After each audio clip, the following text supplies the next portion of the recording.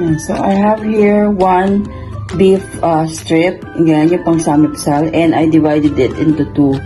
So I have here, eto tawag dito is enoki mushroom. Mula lang to, yung isang balot is around 70 pesos. Yun, marami na yon yung mushroom na yun na 70 pesos. So lalagay lang natin siya dyan, and we're going to wrap and roll. Yan, so yun, i-roll lang natin siya mabuti. Like this. Ayan. Ganyan. So, ayan. Ganyan siya. Okay. So, let's do it one more time. So, ito ulit yung ating mushroom. And we're going to just roll it. Ayan. Roll lang natin. Higpit. Para hindi matanggal yung mushroom. Ayan, there we go. Ayan.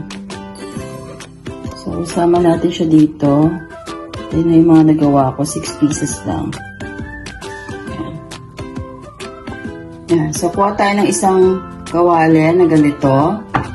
And we're going to put our onions. Maglalagay tayo ng a bed of onions. Ayan, ganito siya slice into strips. And ikakalat lang natin siya. Okay. Yan. So, kalat lang natin siya. Kasi dito natin lalagay yung ating mushroom. Natin yung ating mushroom. Ito, ganyan.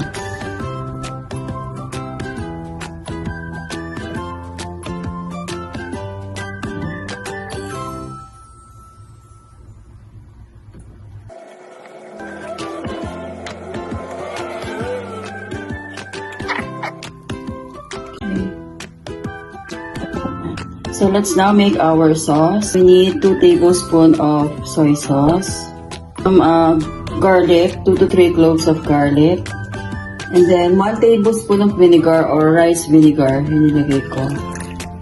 And then, just a drizzle of sesame oil.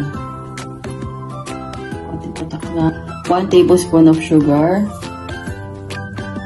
1 tablespoon of fish sauce or patis.